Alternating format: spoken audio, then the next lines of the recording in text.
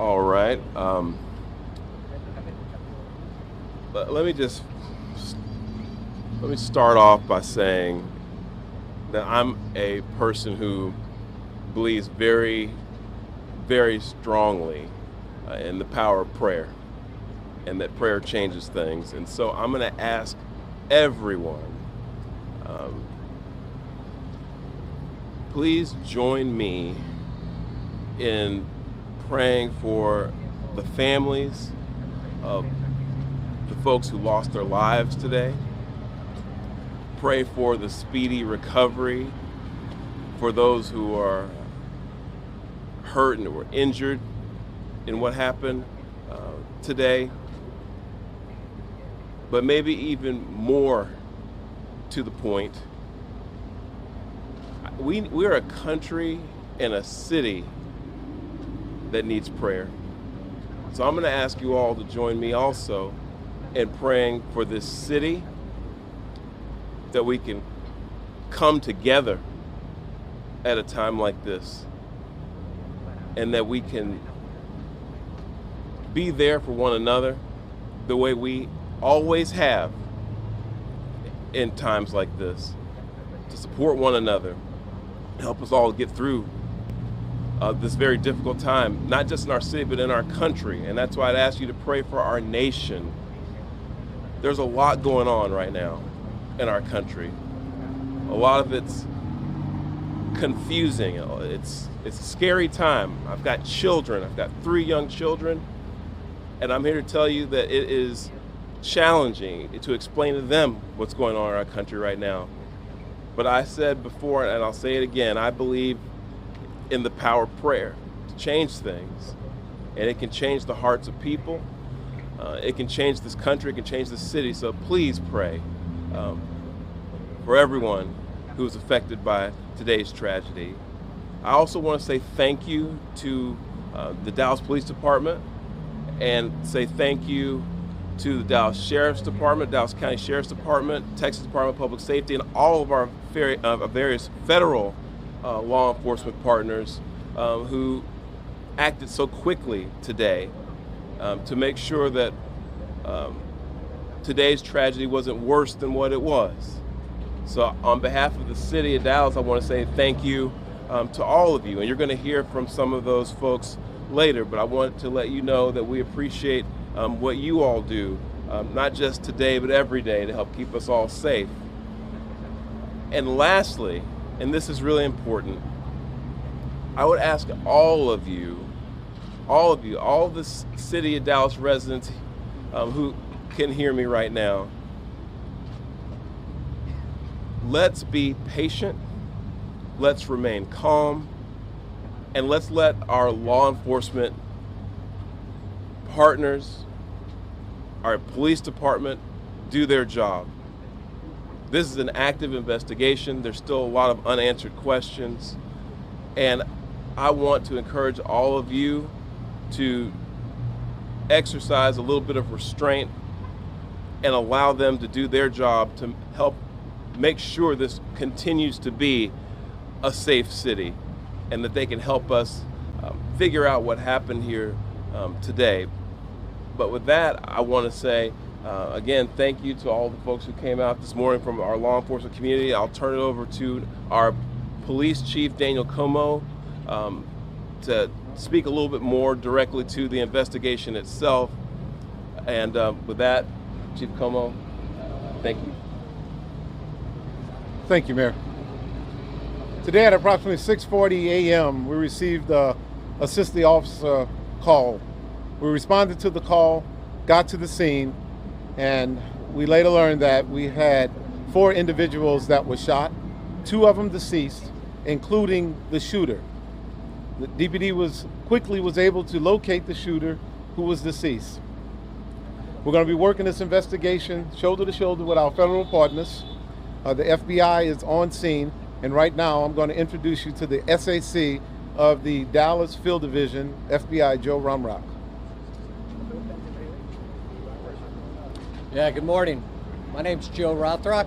I'm the special agent in charge of the Dallas FBI Field Office. I want to first start by thanking our partners in local law enforcement, specifically the Dallas Police Department, for their quick and timely response. I can confirm at this time that the FBI is investigating this incident as an act of targeted violence. It is unfortunately just the most recent example we've seen of targeted violence, to include here in North Texas, where back on July 4th, we saw a coordinated attack carried out against an immigration detention center in Alvarado, Texas. What I can also share with you is that early evidence that we've seen from rounds that were found near the suspected shooter contain messages that are anti-ICE in nature. Again, this is just the most recent example of this type of attack. This will be a whole of government response. There will be no resource not utilized to bring all those individuals who are responsible to bring them to justice and to hold them accountable. While we're not releasing identities of any victims at this time, what I can confirm for you is no members of law enforcement were hurt during this attack.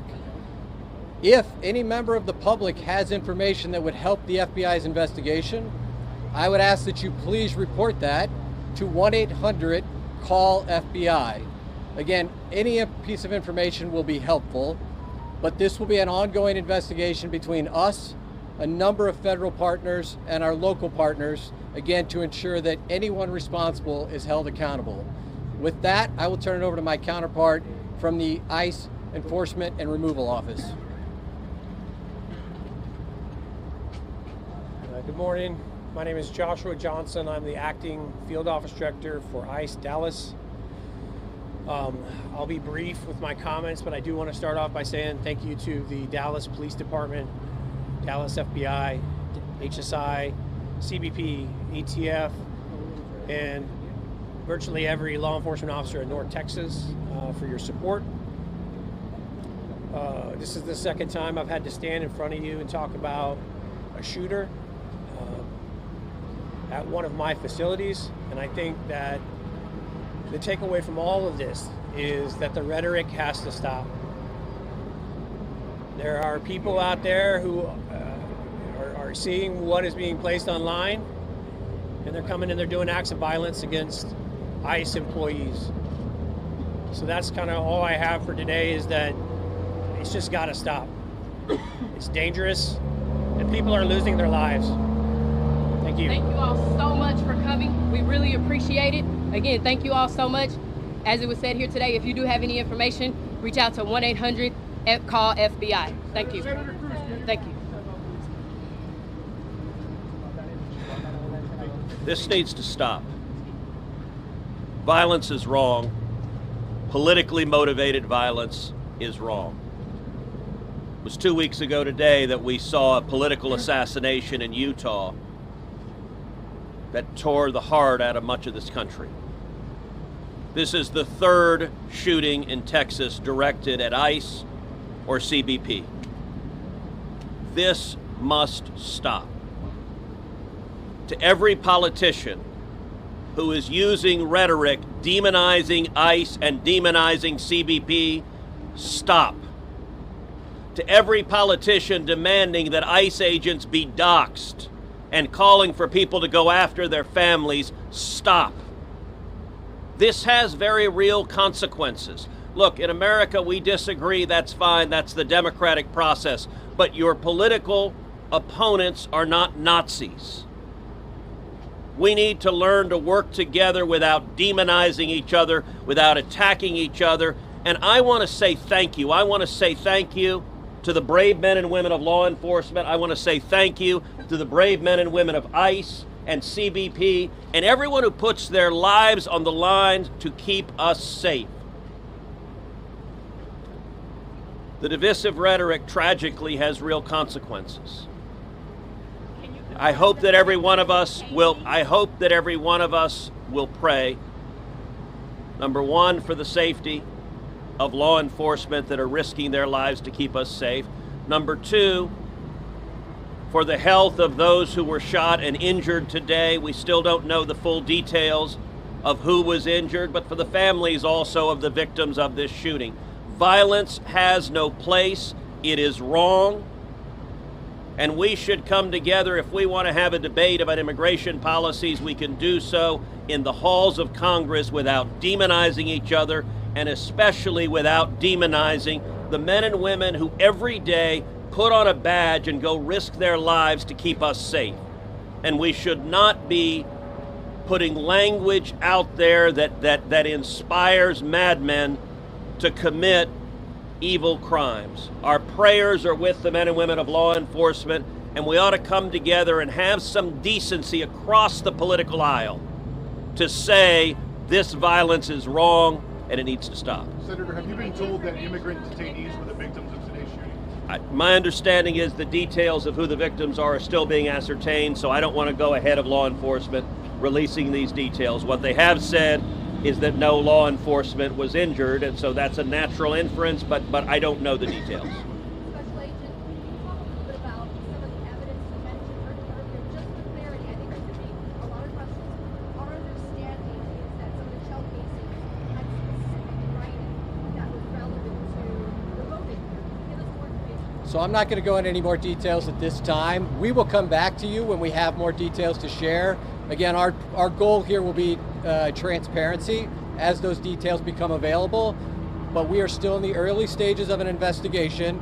Information is still coming in. When we have more details, we will come back to this group. And just to clarify how about the victims, I think it's a question that you're asking. Just get clarity to make sure we're reporting and transparency on the victims. I'm not going to be identifying victims at this time. The only thing I will confirm at this time is no law enforcement was injured. Certainly you can respect law enforcement's need to make notifications. Why are we not saying that they were the detainees that were shot? At this point in time, we're not going to take any additional questions from law enforcement. Again, I'd ask for you to respect the fact that this is an ongoing investigation, and as more details come available, We're not asking for the names of the victims. I understand. In general sense, I will- if the victims are the detainees. the only thing I can say right now is no law enforcement was injured this morning as part of the attack. I won't be taking any more questions, neither will law enforcement this time. We'll come back to you later today or in the coming days when we have additional information. Thank you for your time. Thank you a lot. Thanks a lot.